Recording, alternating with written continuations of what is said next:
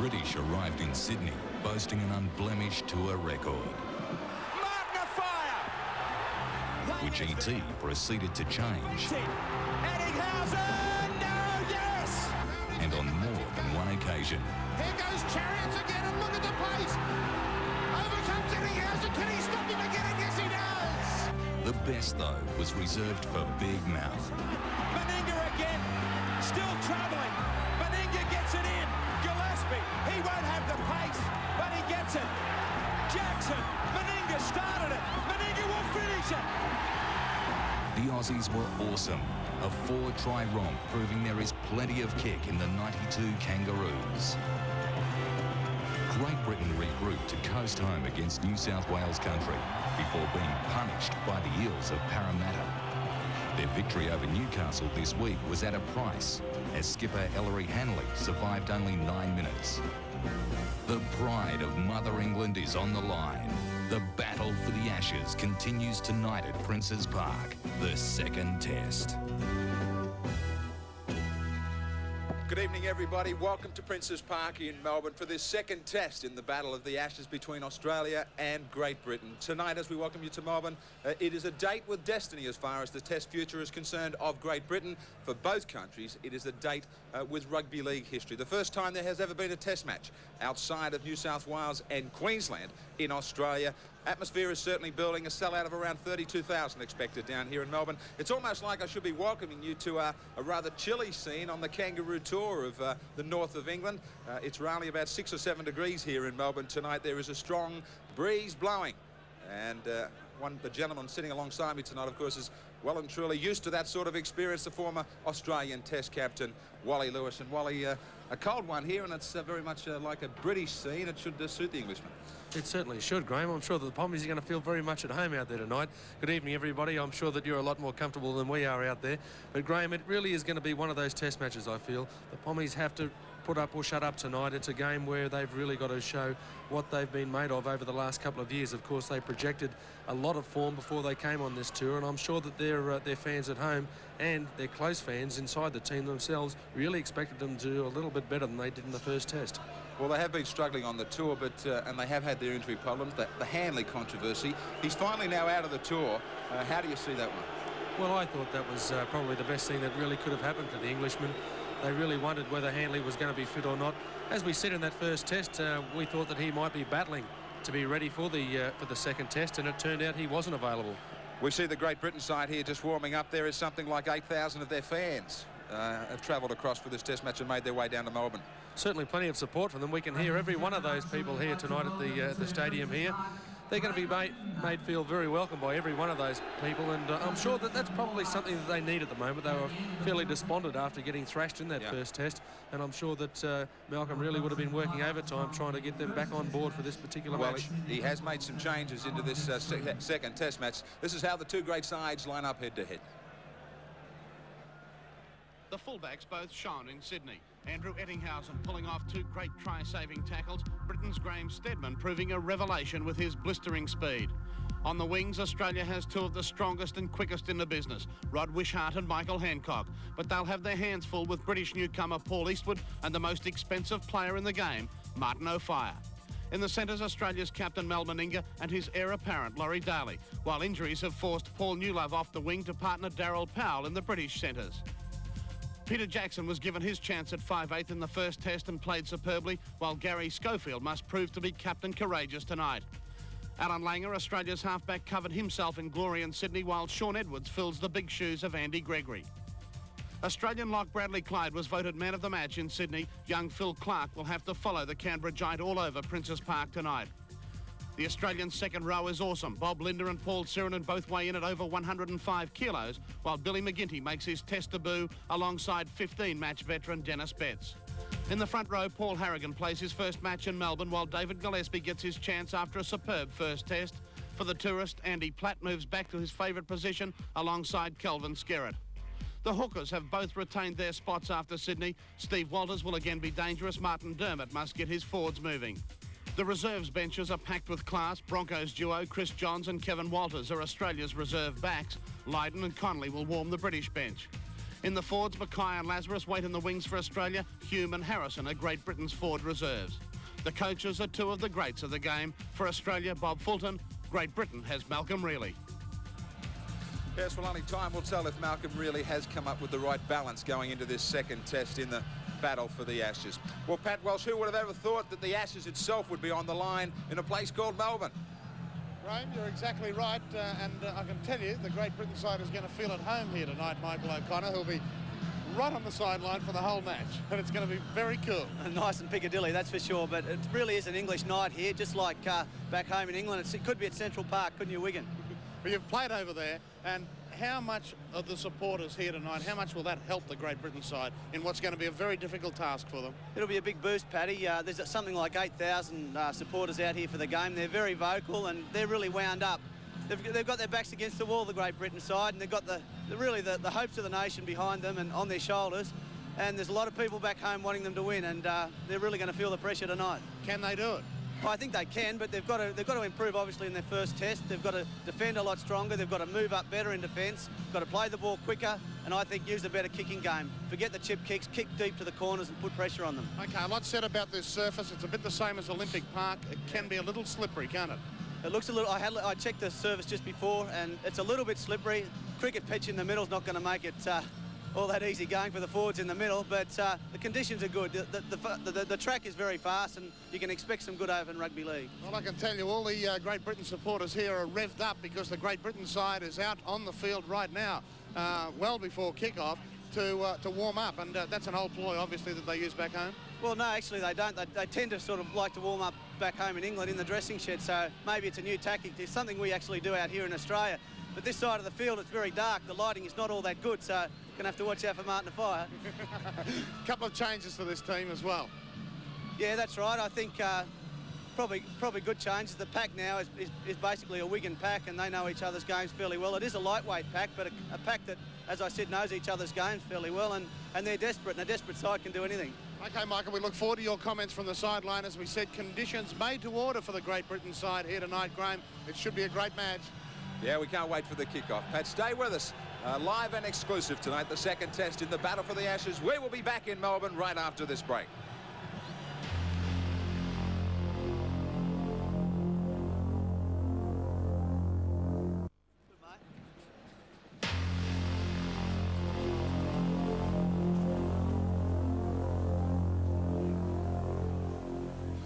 Welcome back to Princes Park in Melbourne. Of course, this is the home of the famous Carlton Australian Football League team. The likes of the great Jesselenko makes way tonight for the Giants of the Australian game, including Rugby League, I should say, including Wally Lewis, my fellow commentator tonight. Wally, the Australians have had a very easy preparation. They haven't had to change their starting side around.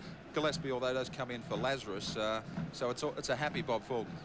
It sure would be, and that's the beauty of their preparation for this game, that they don't have to worry about too much. The Great Britain side are the ones that really have got to change things around a little bit. I think the Australians will be settling back, just wondering what they did last time. Do they need to change anything in particular? And I'm sure when they look back on it, they'll find that they don't really have to change anything. Their attitude's got to be the same in their preparation as well. The Australians now just warming up out on the field. Sirinen had a great match, we see there. Harrigan, a great debut. Chris Johns comes in, of course, for Brad Fittler, who unfortunately has pulled out because of that tragic loss of Ben Alexander, his good friend back in Penrith. But as far as the Australians are concerned, Malcolm really has pointed out that he wants Alan Langer stopped. Well, that's right. If we remember back to that first match, it really was Langer that got Australia on the front foot early in the match. It was a fairly even sort of a game for the first 10 or 15 minutes. Possibly even England got the upper hand for a while there when the ball was spread wide, but Alan Langer certainly turned things around.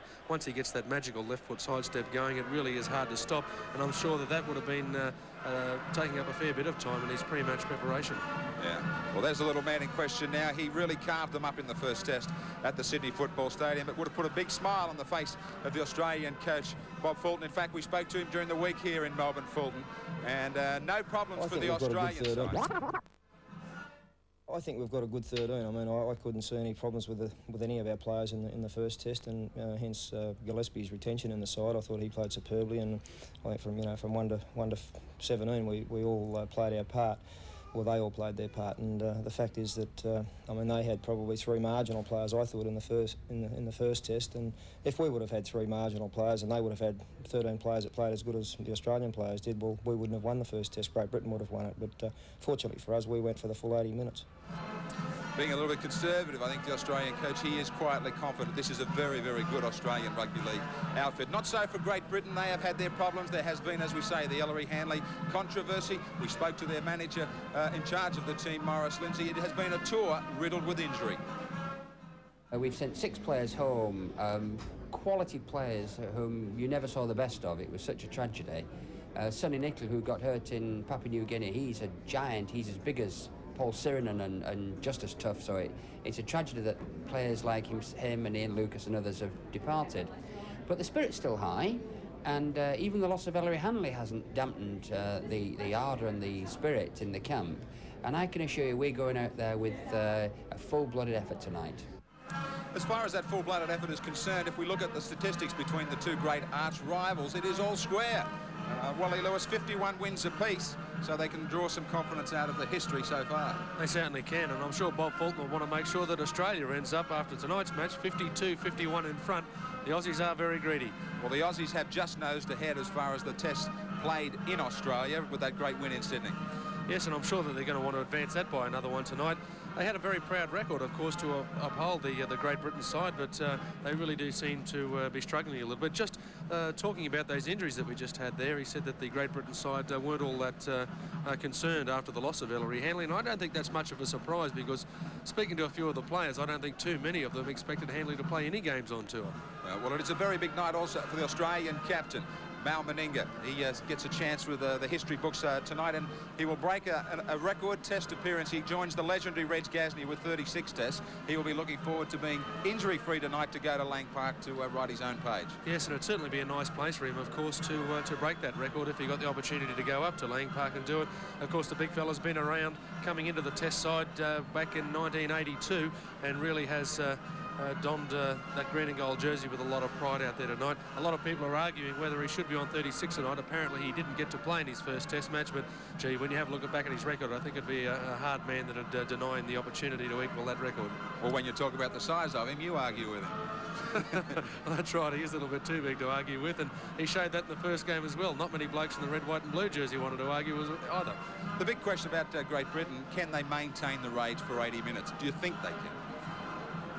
Being very harsh, no, I don't think they can. I think they're very capable of doing it for around about 30 minutes, possibly 35.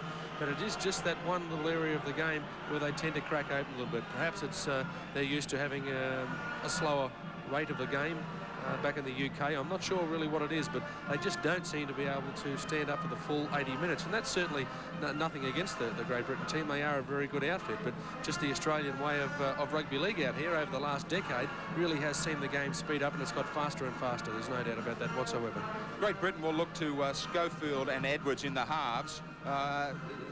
Do you think they can really be comfortable 2 5/8s together at half and 5/8? Well, I think they can. I'm sure that Sean Edwards will probably have more to do with the result of this game tonight than his captain. He's in there, of course, taking the place of Andy Gregory, and they're fairly big shoes to fill, those ones. But, of course, he really has been a player that has been around, came into first grade at 17 years of age, and he's proved that he is a very good player. We'll see how good he is tonight. While the Australian team has made their way back into the dressing room, they are due to reappear in just a few short moments. We will be back south of the Rugby League border in New South Wales and Queensland right after this.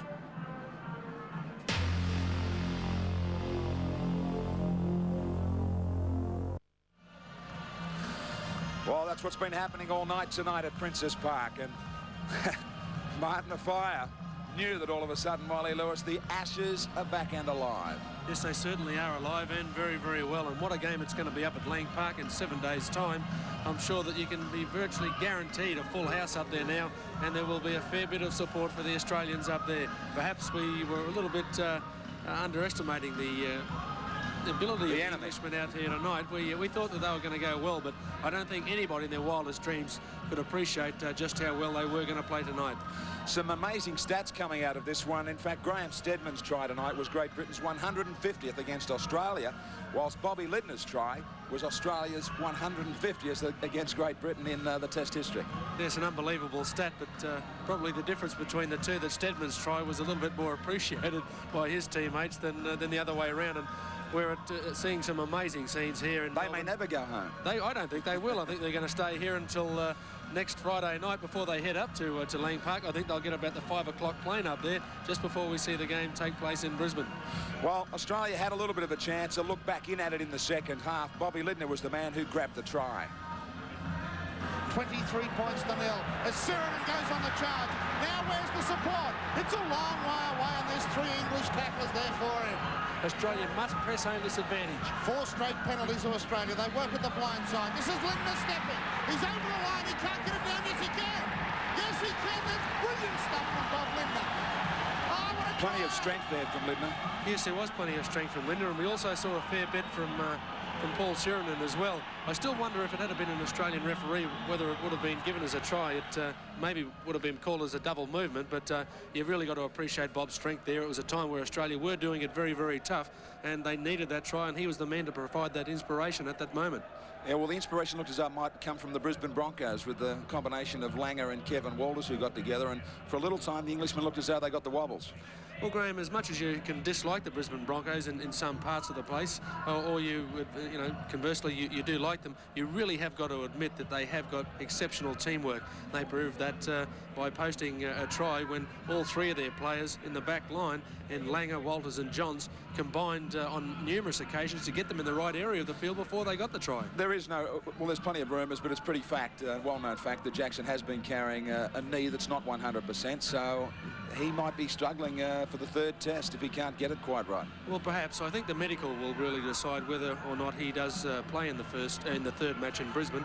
He was an outstanding player in the 1st match in Sydney. Didn't go all that well here tonight. I think Jacko will be the first one to admit that. He is pretty harsh on himself, but you know, he has proved in years gone by that when under pressure he does become a player that provides the heart and soul of his teamwork. Well, the heart and soul of Great Britain tonight was the Wigan pack, who really started on a real roll in the first 40 minutes. Our MMI man of the match was their front rower for the Great Britain side, Andy Platt. Here he is with Pat. Thanks very much, Graeme. It was a great performance by that Wigan pack tonight, wasn't it? Even though they had Great Britain jerseys on. Yeah, I think not just the pack. I think the whole 17 played very, very well. Even the subs that came on, it was a team effort, and that's what we know. We based the training on all week. It would be a team effort, and I think, you know, tonight showed the teamwork would win the day. We said right the way through the week you were relishing getting back into the front row. You love that position, don't you? Yeah, I do, but you know, I mean, I'll play anyway. I'll play in the wing if Malcolm asks me to play in the wing and play to the best of my ability. But yeah, I do like it up front. I made no secret to that, and hopefully I can get in next week. I think that just captures the spirit of the side. Most of you will play anywhere. Yeah, I think, you know, we've come in for a fair bit of criticism from the media, both in Australia and in Great Britain. We lost a couple of players. We lost Ellery, and nobody gives us a hope, you know, but it's such the nature of this side, you know, they all pull together, and we've trained very, very well in the week, and it showed out there tonight. Were you worried when Australia started to make that comeback early in the second half, scored 2 tries in 4 minutes? Oh shit, I was just waiting for that Hooter, yeah. They came up very, very fast, and at times my legs, I was like walking on the moon, you know, but you just got to get your head down and keep going and just wait for a break. You'll have no trouble being pumped up for Lang Park now? No, it looks like it's going to be a great end to the, you know, a good series. They won the first one convincingly. We've won here tonight, so it all looks good for Lang Park, and a nice Brisbane night, hopefully.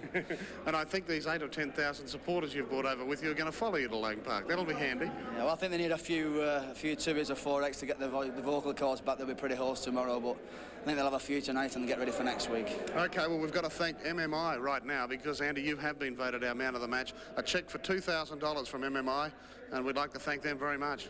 Thanks very much, MMI. I'd just like to say hello to my family, Angela, who's over here, and all my family back in England if they get this telecast. Thanks very much. Thanks. OK, mate. Congratulations on a great game tonight, and it was well-deserved, although it was a tough decision because there were plenty of great players for Great Britain. Yeah, I'll share it out with the rest of the lads. You know, as I said before, the 17 lads could have got it.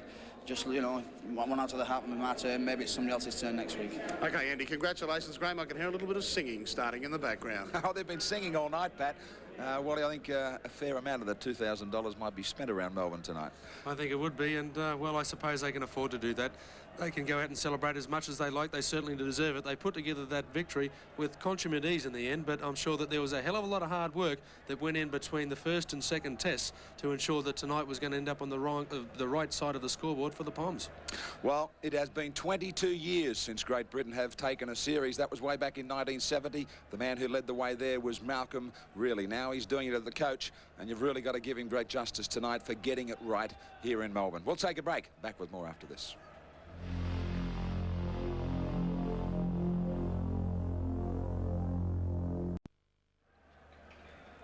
A very quiet dressing room, the Australian scene here at Princes Park in Melbourne. It won't be so in the Great Britain room a little bit later on. It will be pretty crowded down there, and there'll be plenty of backslappers, Wally Lewis, for Malcolm Reilly. Yes, I suppose there will be, and he certainly deserves it.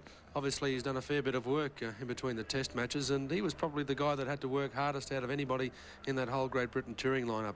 We've had people suggesting that the tourists were probably the biggest flop ever to reach these shores. We heard how, after sending 6 or 7 players home, this test match was going to be an absolute debacle, and with Ellery Hanley dropping out of the side, they stood absolutely no chance whatsoever, but they certainly turned around. They're obviously a team that didn't like being rated no chance or Harry has-beens. Yeah, well, have you ever seen a coach under more pressure than Reilly? Well, no, he wasn't probably enjoying the week's build-up to the game, but at the same time, it was probably giving him a fair bit of assistance as well. Everyone telling him that he wasn't much chance of getting his team up in this particular game. So really, he was given a fair bit of ammunition to work with in the week's lead-up. Yeah, well, he had that controversy with Ellery Hanley. That was finally cleared and off his mind early in the week. Yeah, well, I think that was the best thing that they could possibly do, get rid of it as early as possible so that they could just concentrate on the build-up for the test match. Everyone was given a job to do, and I think every one of those 6 forwards that went out there looked as though they were continuing to go on with the coach's plans that he was obviously giving them in the build-up to the game. And really, the 6 did work as a unit. They had a very good defensive line. The players were pretty well structured either side of the ruck, and whenever they got in trouble, especially in the first half, they tended to break down any Australian build-up that looked like being launched. Well, the scoreline is a great tribute to Malcolm Reilly here in this second test in the battle for the Ashes. 33 points to 10, embarrassment for Australia, but you've really got to handle it or hand it all to Great Britain. Here's Malcolm Reilly now with Michael O'Connor. Thanks very much, Graeme. We've got a very composed and a very much in demand Malcolm Reilly. Malcolm, congratulations. That was one of the most emphatic wins I've ever seen by an international side here in Australia. You must be very proud of your players. Thank you, Michael. I certainly am. They worked tirelessly through the game. A bit worried in the second half there, where we floundered a little bit. Obviously some tired legs, but the first half performance and platform that we established was superb. I thought the defence was one of the main aspects of it. We set the platform with the fundamentals, the basics. Our kick and chase was good, and certainly the opportunism was there. Yeah, you mentioned the kick and chase. That was great, but you must have been very happy with the forwards. Your lightweight forward pack today, led by Billy McGinty, Andy Platt, Phil Clark. He's a real revelation. What can you tell us about Phil Clark? Well, Phil's he's an under-21 international, and he's captained the side. He's got a lot of confidence, and he's a gentleman. He's a lovely fella, besides being a great footballer. And he's prepared to listen. He'll finish it to be a world-class player. Malcolm, you've had a lot of injuries on this tour, and that even underlines the effort tonight. It was a magnificent effort. What are you going to do in the next week?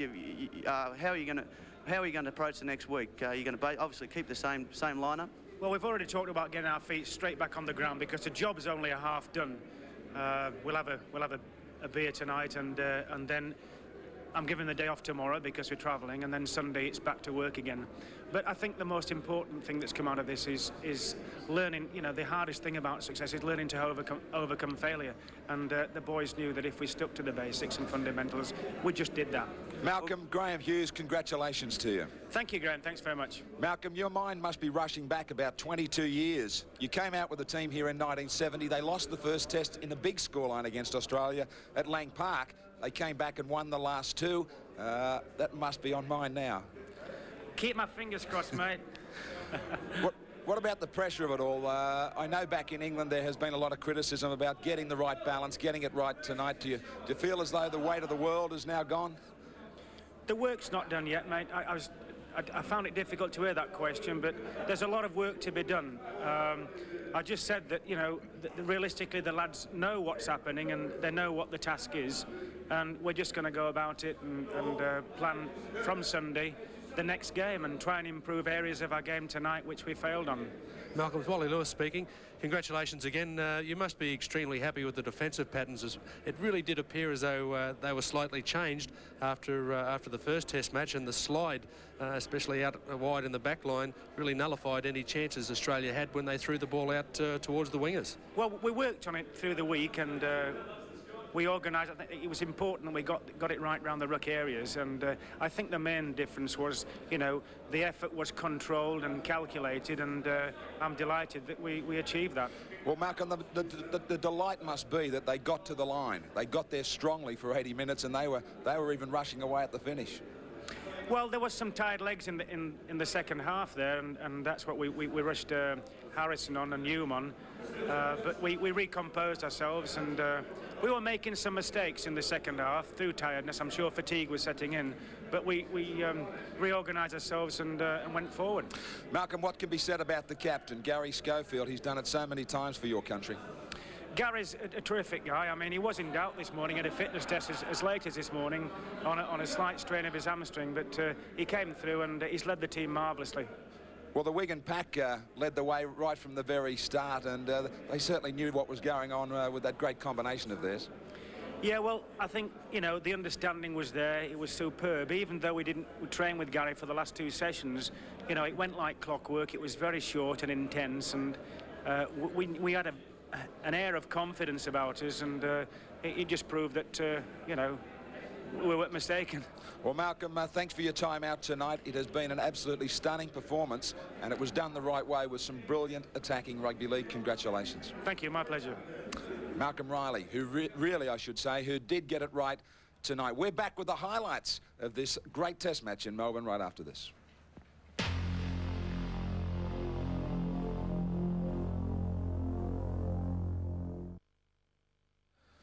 Well, the Melbourne skyline takes over tonight, where the lights went out on Australia in the second Test in the battle for the Ashes, but they are shining very brightly for Malcolm Riley and Great Britain. 33-10, Clark, Newlove, Schofield, Steadman. What a list it is. A fire, try scorers. 6 goals from 7 attempts for Eastwood. The Schofield field goal. Meninga a lone goal for Australia. The try scorers in the second half, when it looked to be well and truly gone, Lidner and Chris Johns. Well, Wally Lewis, as a captain coach, say, of the Gold Coast, Michael O'Connor raised the point. Do the clubs now use their players on the weekend, tomorrow and Saturday, or Saturday and Sunday, before the third Test? Well, it is a very touchy situation, you must admit that. I think if I was forced with a decision, I suppose I'd have to admit that the Australian game is a lot more important than a club game. Admittedly, the clubs do pay out huge amounts of money for their representative players, but we've got to realise that Australia is under serious threat. Its international supremacy in rugby league is being chewed away by this Great Britain side, who really have stunned everybody in the country here tonight, and I don't think there'd be a second thought given to it. You'd have to release the players, make sure that they weren't injured in this game and were ready, fit and able for the next match. Just quickly, is there a major change that you would make to Australia? Well, it's very hard. People are suggesting that Peter Jackson be shifted. He was remarkable in the first match. He was very, very close in our voting for man of the match there. I think that it really will come down to his fitness. If he's not 101% fit, Jacko may struggle to hold his place in the side, and perhaps we'll see Kevy Walters slip into the team, and they'll try and make best advantage of that teamwork that he has alongside Alan Langer. Look forward to your company in Brisbane for that decider. Well, it'll be a great game. It certainly will. Coming up exclusively live, we hope, at Lang Park. There are still some tickets available. 3rd of July, the decider as the Ashes is on the line, and also coming up on 7 Sport. The Olympic Games starts July 25, again, exclusive to 7 Sport. Thanks for being with us, everybody. We will see you in Brisbane.